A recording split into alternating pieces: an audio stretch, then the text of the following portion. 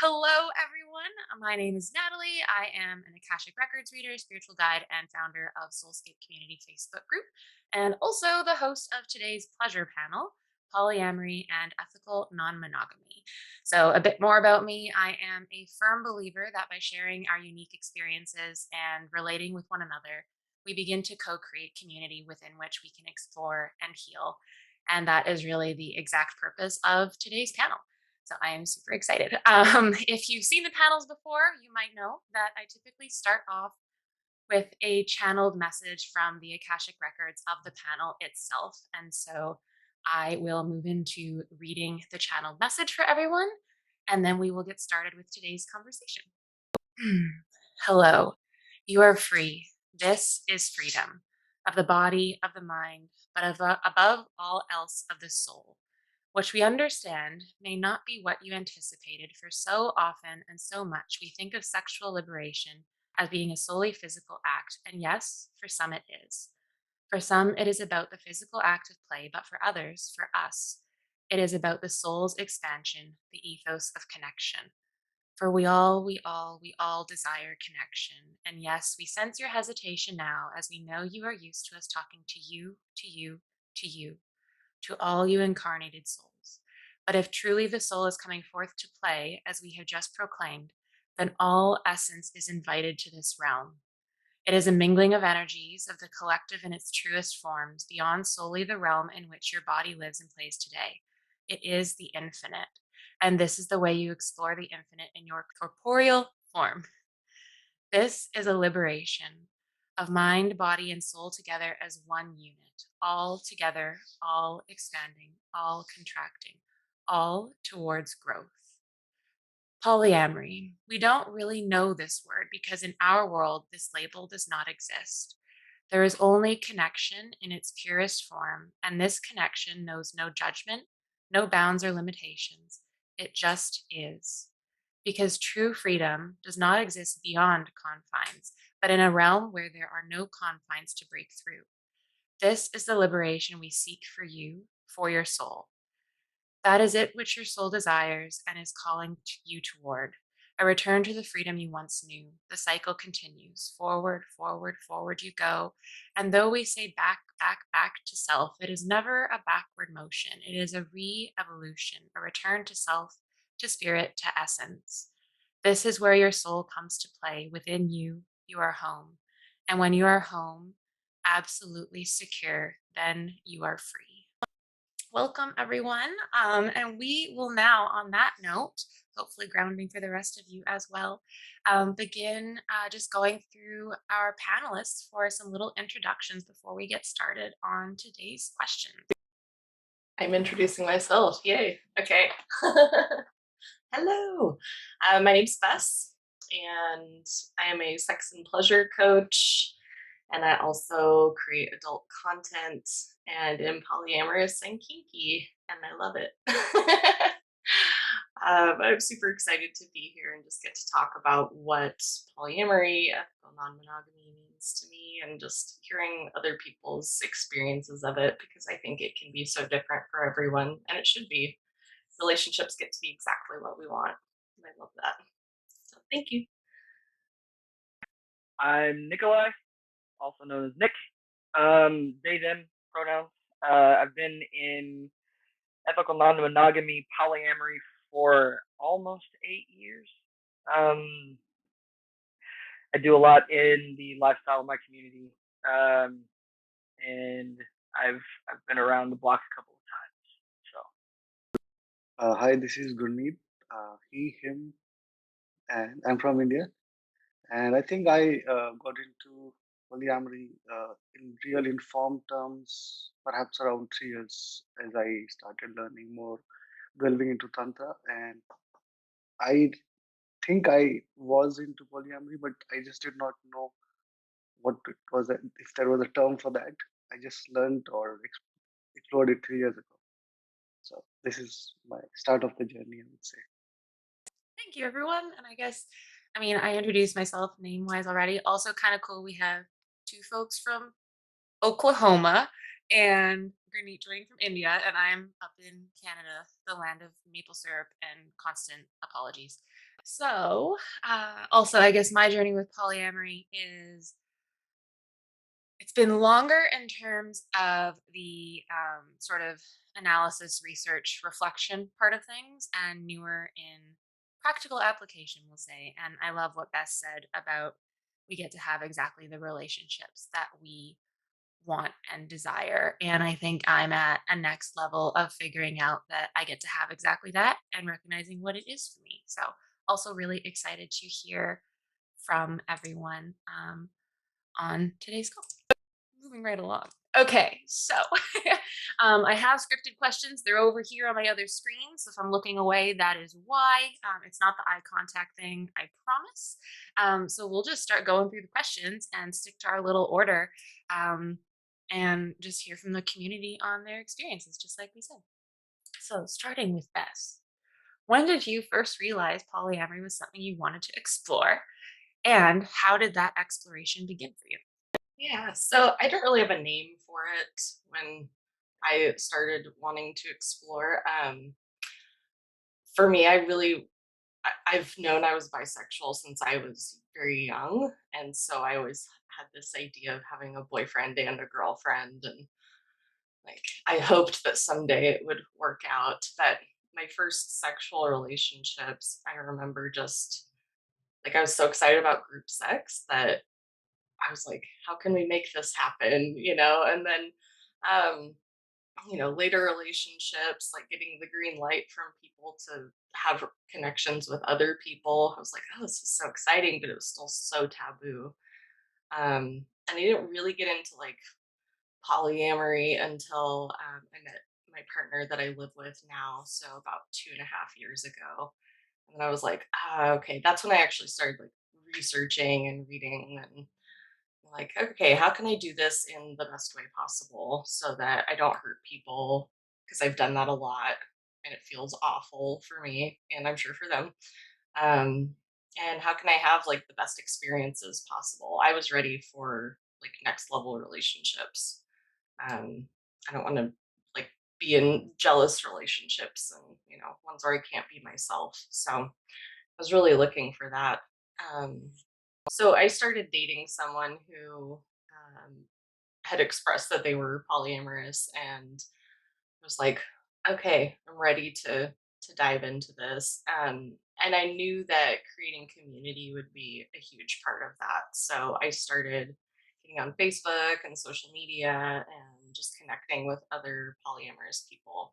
So I didn't feel so alone in my experience, like the struggles that we experience, some of us experience when we're new to it, right? Like all the attachment and but I want this person to just be mine, but also I don't, and I'm confused and like what do I do about it? So yeah. Okay, so I didn't have a name for it either.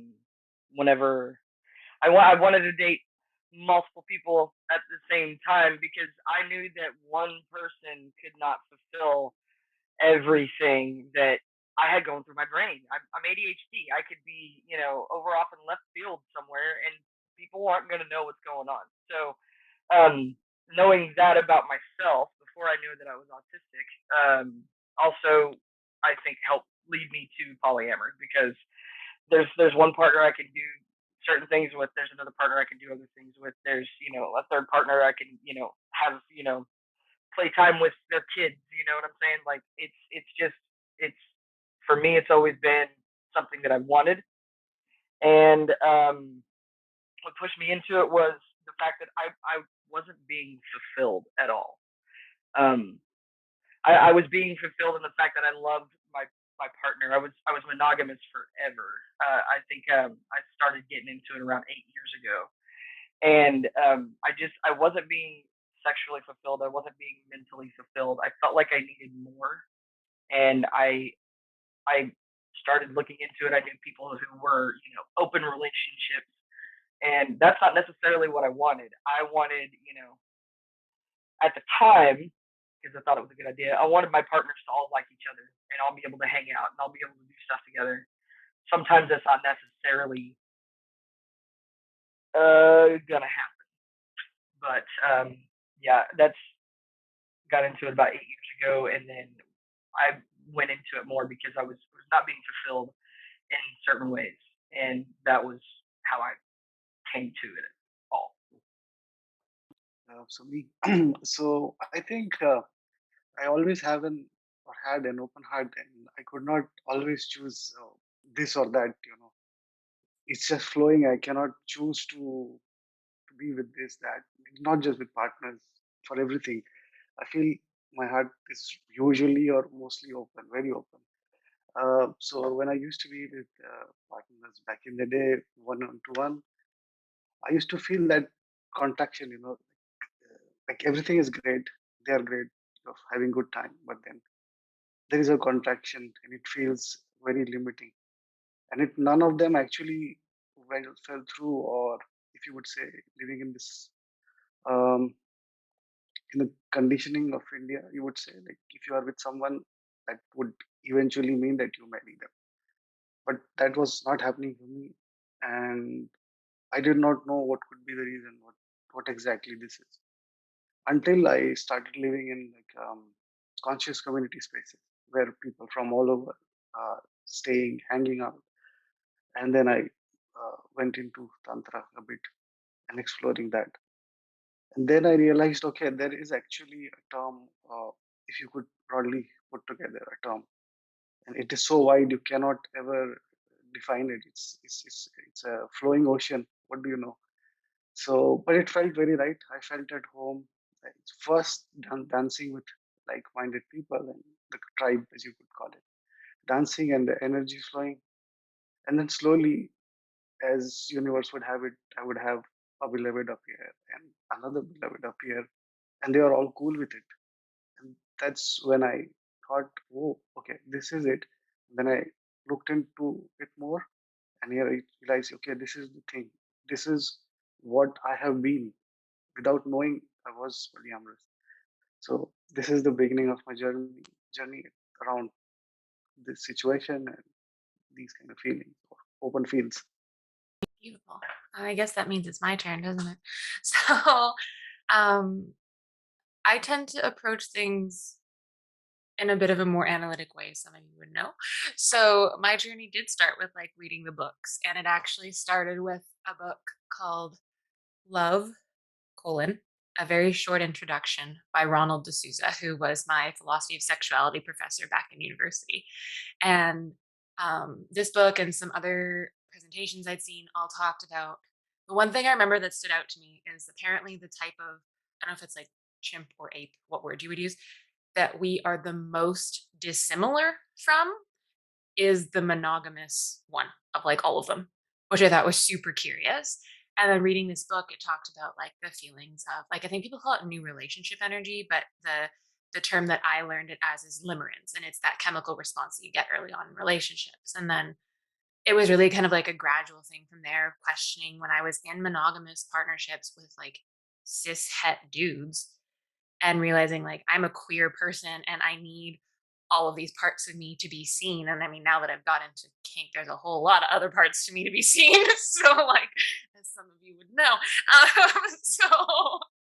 so now it kind of came down to that and that self liberation, in terms of just being able to meet myself wholly. And it's like, if I'm not in a fully liberated space, can I do that? And there's been other parts along my journey where I started to think about, oh, I could be so silly, but like, I could be non-monogamous in this one context. So like I was practicing orgasmic meditation, and the thought of connecting that way with someone who wasn't my one romantic partner made sense. But when I thought of it beyond that, it was difficult. But then I expanded to like, oh, I want to maybe do like urban tantra training. And that would mean like engaging physically with all these people. But okay, I can understand it in that context. And then gradually moving into dating and now working on the other stuff. But it just kind of titrated as I went. And it's been very gradual, but always with the focus on freedom and liberation. And I think um, the biggest thing in terms of my exploration right now is recognizing that like the more I liberate myself, the more secure I am with someone else doing the same thing. It's when I shut myself down from that that I start to get more of those like insecurities and the desire for control. etc. that I was feeling like before. So that's me. Next question. Moving right along. Um, it's my announcer voice. Don't you all love it? Yes. For the record, I'm not showing up past multiple chains of orgasms for this panel, so that's why I look a little less disheveled than last time.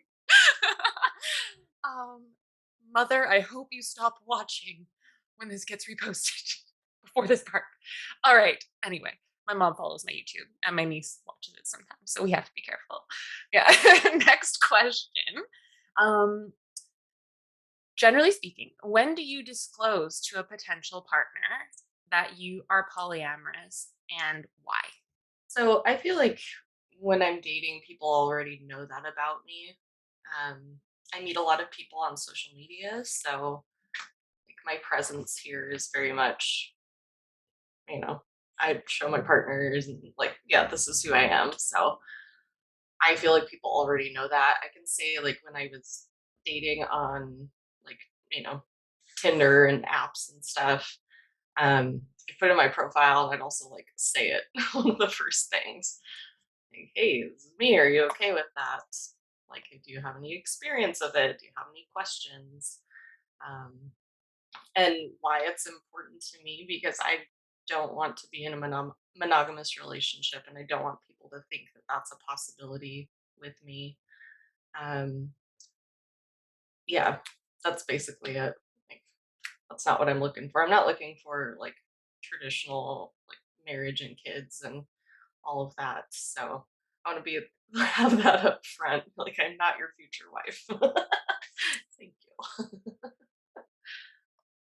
Um, so I usually, disclose that I'm polyamorous in the getting to know someone phase before there's any kind of talk of dating or anything. I don't do dating apps. I don't use that kind of stuff because I'm the kind of person that has to have known somebody for quite a while before I would even think about dating them. Um, so dating apps aren't my thing. I don't do small talk like that.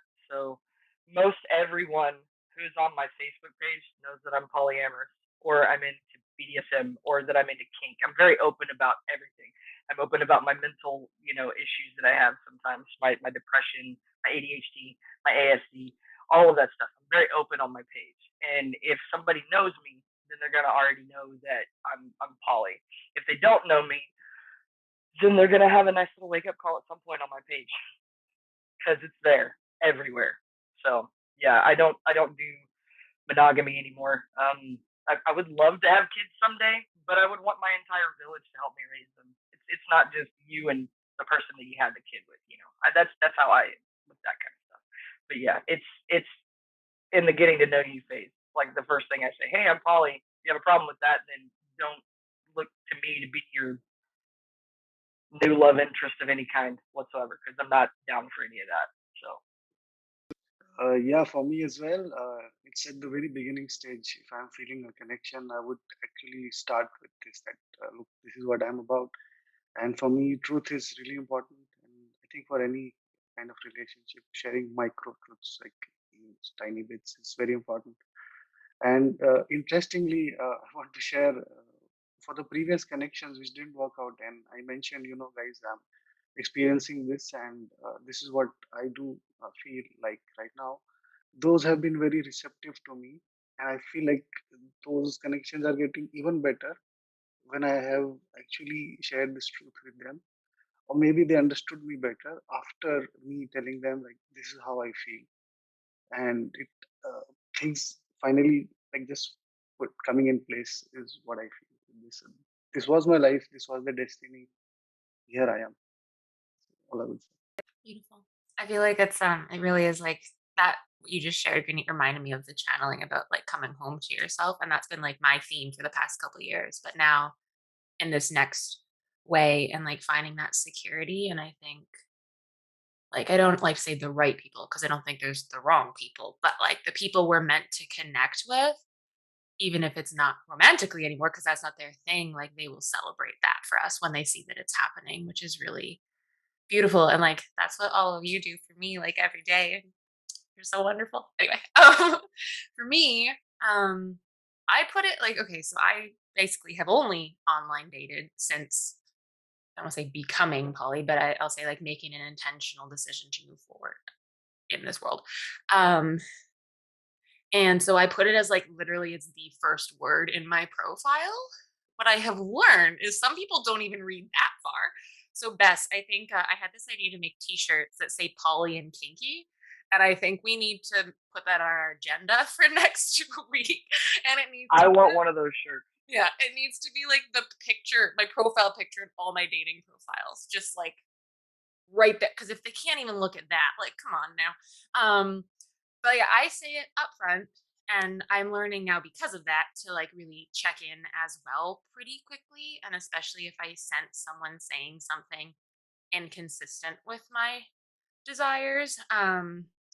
Because I also, like poly, there's no monolith or whatever you would call it, right? Like poly folks can want marriage and can want kids, and maybe you raise them communally, and maybe you raise it in this one household and you have partners over here. And personally, I desire deep, meaningful connections, and I am not having children. I surgically made that decision.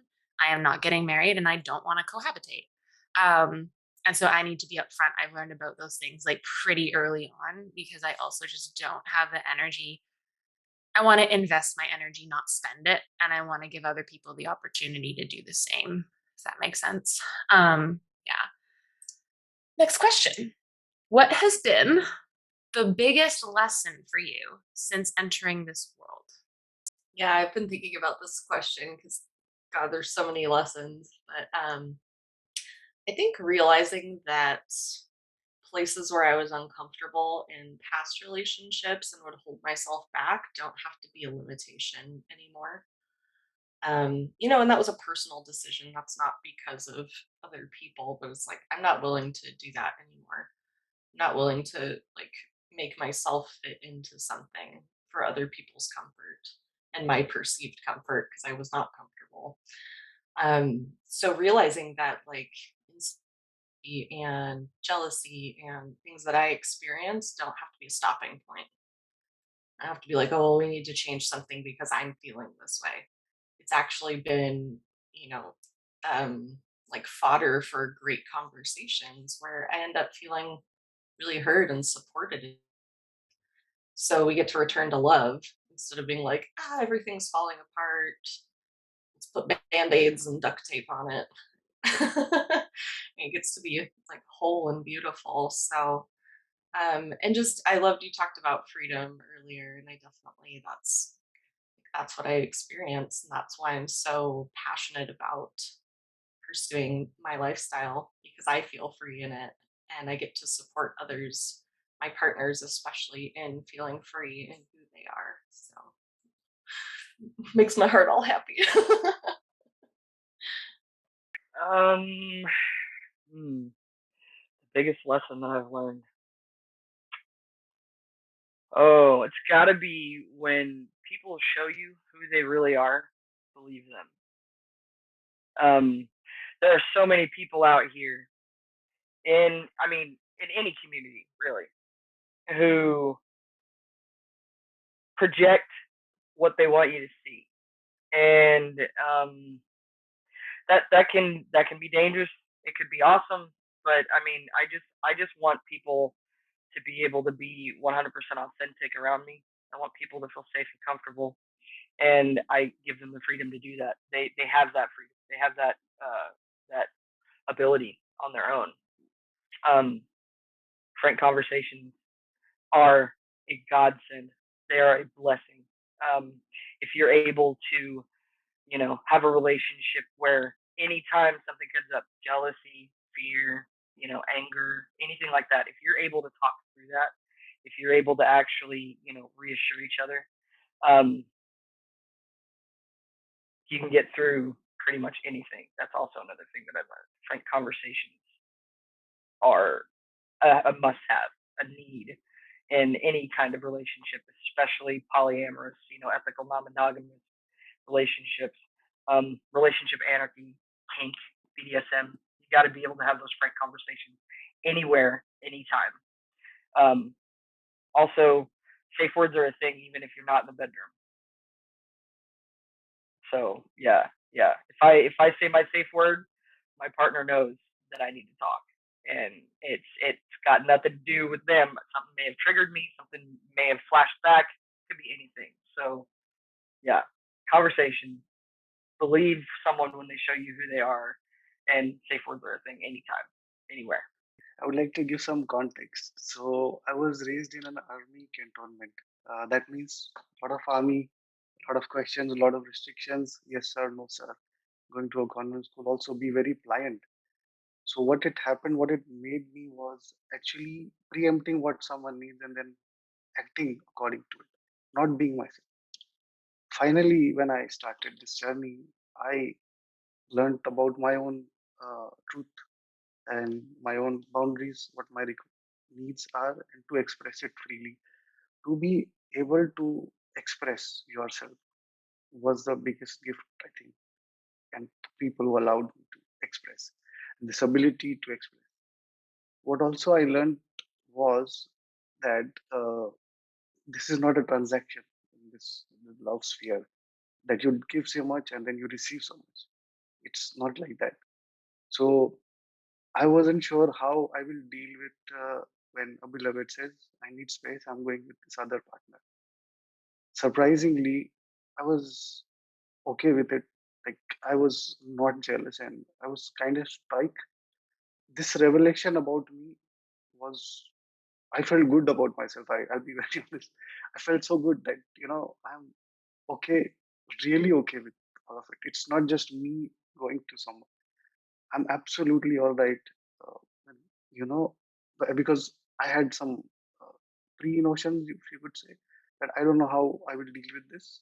It turned out okay. So this revelation about me that this thing is infinite, this love is infinite, like an ocean.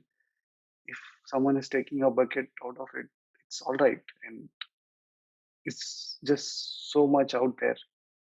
So all these revelations and the learning about myself to be all right, it's great and allowing me again the space to say what I need. I feel like I just want to listen now. I think Nikolai and Granit, you both touched on a lot of the big lessons that I've been reflecting on this week. And I don't know if it's so much necessarily within like polyamory or like since I entered kink, because as some of you know, for me, it's been a little overworking so far. Um, but I think, Granit, what you touched on is something that I definitely realized a while back, which is that like it doesn't matter what the relationship is. Like I fully deserve to articulate my needs and have them met.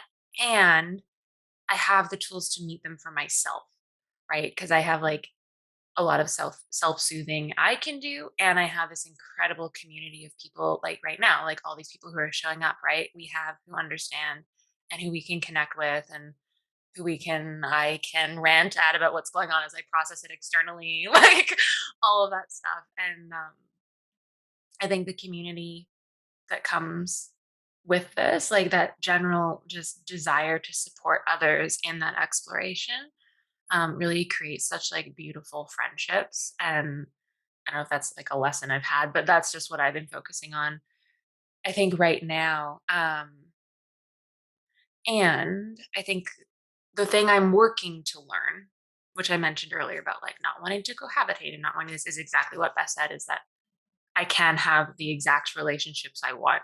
And there will be people who want those same things.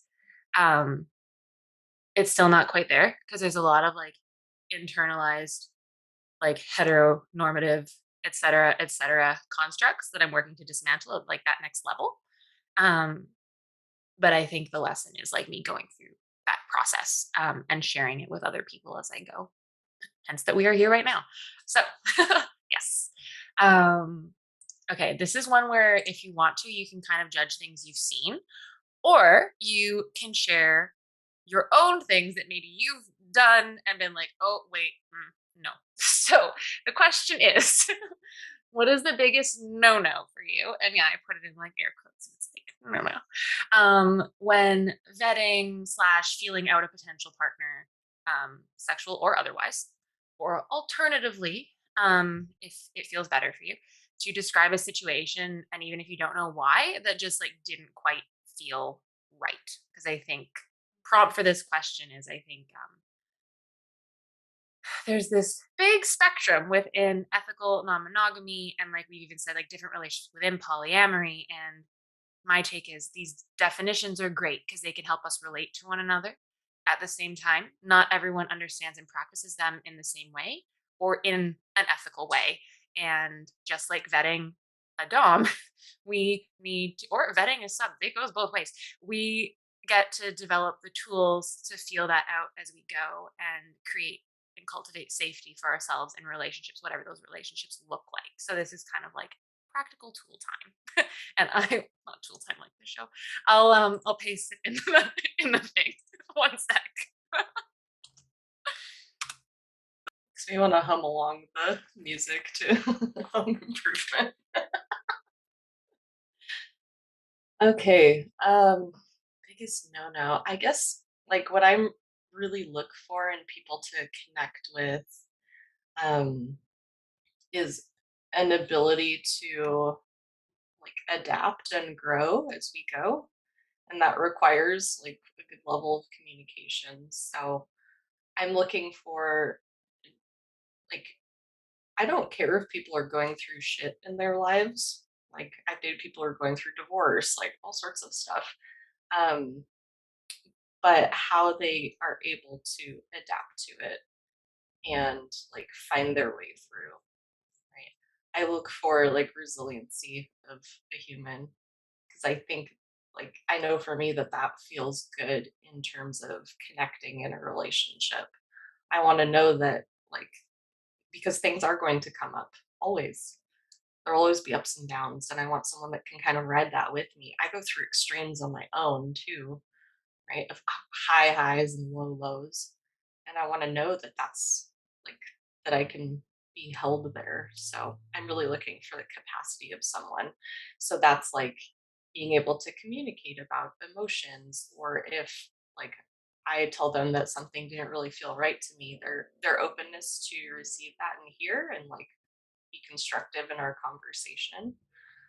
So if people are putting up like, and I can feel like the energetic walls, that's a big sign for me of like, maybe not this person, or maybe not right now, or maybe they can be like something else. I don't know. Maybe I still really like them and we can be friends, right? That's okay too. I have friends who have sexual attraction too that I might never have sex with. That's fine. I'm open to like meeting people where they're at. But if I'm gonna go in like to a relationship, I need like I want all of you. So because I want to be all of me. So Unauthenticity. Um, Someone who's not just themselves. Like I understand that mirroring is the beginning of certain types of relationships, and I get that, but oh man, I've been sucked in with that mirror, and it's bad experience. Also a no for me is someone who can't say no. I like to I've learned how to establish clear boundaries, and I want my partners to be able to do the same. I want them to be able to tell me no. I don't want a yes man. I don't want a yes man. I don't want any of that. I want them to be able to say, no, I can't do that today. Or no, I don't want to. I want them to be able to tell me, what they want to do, what they're thinking. I don't want them to automatically assume that they need to appease me. That's happened for me in other relationships. I always felt like I had to make someone happy. I felt like I had to be the yes man. I felt like um, you know, oh man, codependency is a bitch. Let me just put that out there. And I don't want someone who displays those signs because I'm working hard on not being codependent myself. The relationship that I was in previously a couple of years ago set me down on a spiral that I'm pulling myself out of. Therapy is awesome. My people, my support system is amazing, and they point out when I'm being a yes person, and they point out when I won't say no, and they tell me when I'm not being myself. You're not acting right. What's the matter? and then it's like, oh, I was dipping back down into that behavior pattern, and I want someone who's going to be able to be 100% themselves and not be afraid to tell me no or yes if they want to. I mean, you know, but that's the no. Don't be afraid to say no. Yeah, I like that. That one works. Yeah, this is a tough one for me because I really like most people. So really tough, but I can tell, as Natalie said, I really like to be on myself by myself also. So I enjoy my time and solitude and all this. Sometimes when someone is trying to, really pull you out of there and then from this safe space that you have, at that time, of course, there's great clear communication. There's never ever a communication gap with me. I would share. But sometimes if things feel like a little controlling, uh, that's where this contraction would happen, and that could be a reason for a no. But I'm quite liberal with that, so it'll be a lot of controlling before I finally go. I love that use of contraction. And I think I'm gonna sit with that on my own when I'm processing or reacting to things to just feel into my body. It's difficult for a lot of reasons, but one, I'll say just being like a mental projector because I think my feelings for a lot of other reasons too, like being AST. So my body doesn't always tell me the truth. But there is a connection there to explore. So like I really like that choice of words. A biggest no-no for me. I just like saying no, no. It was just fun. Sorry. um, no, no. Yeah. And I thought of that like, well, now I'm thinking like I have the Gunther song stuck in my head. Yeah, you know what I'm talking about. So anyway, um, I think one that I have just kind of figured out, which is so stupid because all of my friends would be like, "Yeah, no shit, Natalie," but like I don't think I have wounding. I have stuff from, relationships with family and in particular my narcissistic father and like that plays out in relationships and like that's a big thing. But I don't believe that in my truth I am a codependent person. So I think something I'm realizing is that and that is very obvious, but to someone feeling it, it might not be. Is like when I am like pining for attention, or like when I am trying to rationalize something by picking up on the little bits that someone did give me, that is proof that they are not showing up for me in the ways that I deserve, and very likely not showing up to the extent that I am. And like, those aren't my people, at least not in that moment or in the way that I have thought they would be. Um, and that's what I've been working through this week. So like that's been fine and dandy. And I think the other no, actually I'd be curious on feedback on this one, but for me it just didn't feel right. I didn't quite know why.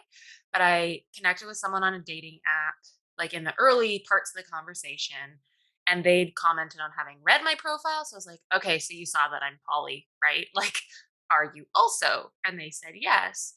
But then they proceeded to say that um their past couple relate like basically they worded it as like, well, yes, but the only people who have been attracted to me were monogamous, so my last few relationships have been monogamous.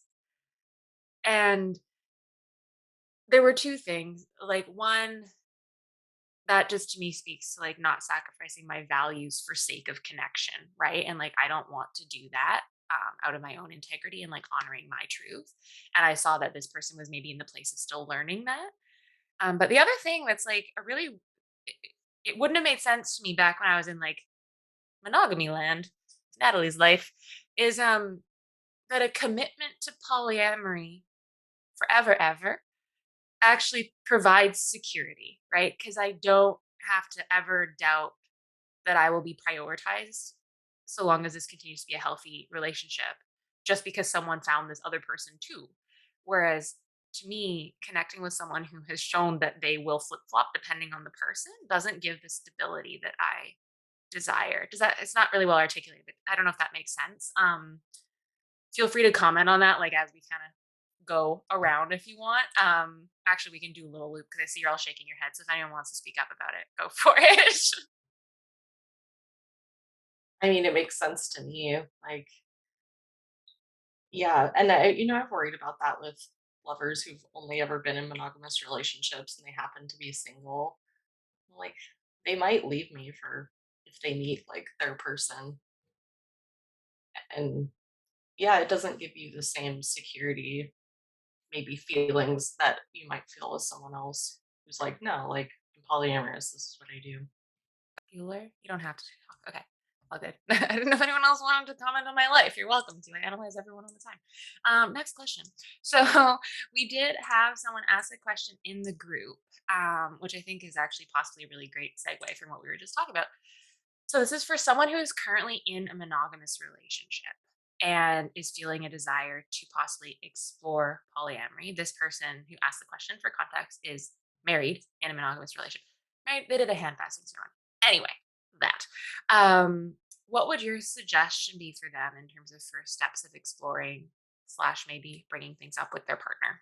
Yeah, it's a question I get asked a lot too, and I have no prior experience. So I'm often like, okay, here's some books, and like I'm in a couple different groups where there's a lot of people who've transitioned from monogamous to polyamorous. I'm like, go learn from people who've done it, right? If they're brand new to polyamory, like grab a book. Like The Ethical Slut is a great one. I really liked The Good Girl's Guide to Polyamory. That one really hit home for me. So, um, like, yeah. And then I refer them to other people who have more experience. I don't want to guide someone through that. But there's lots of folks who do, there's workshops, there's so much good material out there. I recently just bought The Ethical Slut like 2 days ago. I'm a little late to the party. Heard it's a really good book to read, so I'm gonna try with my ADHD ass to read a book soon. Um, the best advice I can give for anyone who is in a monogamous relationship and wants to explore polyamory, the very first thing that you need to do is be honest. If you can't be honest with yourself and you can't be honest with your monogamous partner, then you're never going to be able to be honest in a poly relationship. And honesty is number one in everything. I don't know how many times I'm going to say this today, probably 100 more times, but you've got to be able to be honest. And the first thing that you need to be able to do is speak. You've got to be able to speak on the thoughts and the feelings that you're having. If you have trouble speaking on it, write it down. If you can't speak on something, write it down, because the more you write it down, the easier your brain is going to see that it's easy to come out, and so you'll be able to speak about it at some point. But be honest with yourself and with everyone else, and then if it's a question of being fulfilled, then that's the very first thing you need to see. I feel unfulfilled in this position that we're in. You might not necessarily be unfulfilled in the relationship, but somewhere in your brain you're unfulfilled. So you need to figure out where that's coming from. You need to figure out what part of your body that's coming from, and you need to meditate on it or think about it. Whatever you do, you've got to be able to sit with it, and you've got to be able to see where it's coming from, and you've got to be able to actually address what's going on. But honesty is the first thing.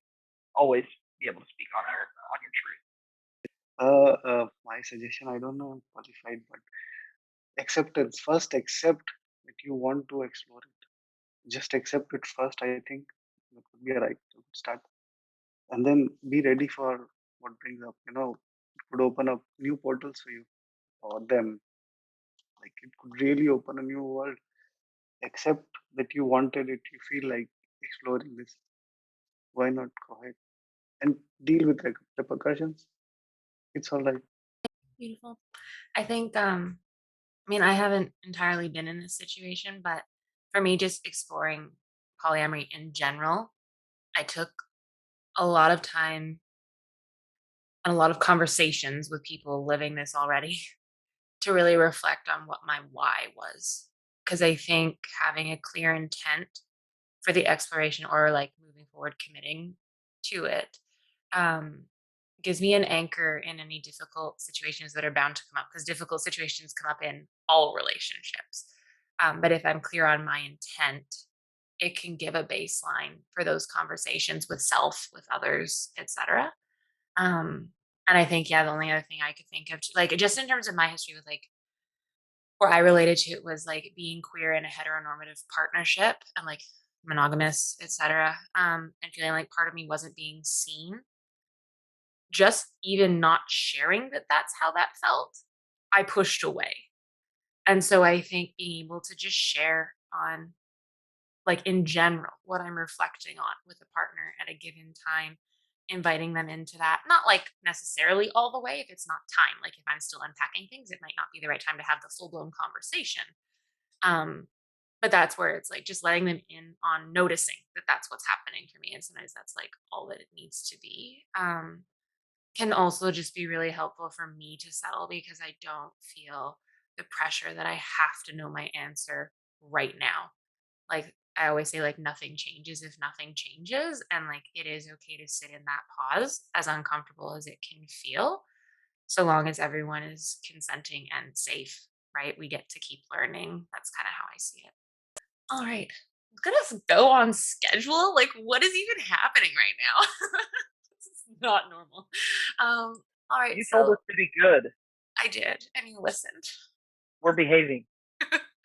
Is this me learning how to play mama? I haven't done that yet. So Maybe a little bit. Maybe a little bit. it was the no-no thing, wasn't it? So anyway, okay. So in one word, I know, hard, right? What does polyamory mean for you? Uh, one word. Love. Trust. Got to be able to trust them. Truth. Liberation. Beautiful. Big exhale again. Well, thank you everyone for being on the panel, for sharing your experiences, for relating all the things, letting me practice being mama. I swear I'll get there one day.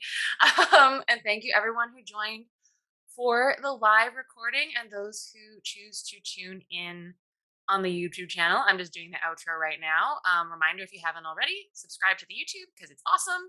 Click for notifications so you make sure you watch the next videos coming out. There will be more of these panels happening every month of the year on some pretty juicy topics. So I'm really, really excited. And if you haven't already, come hang with us in Soulscape Community Facebook group to continue the exploration. So thank you everyone so much for your time. I love you all so much, and I'll talk to you soon.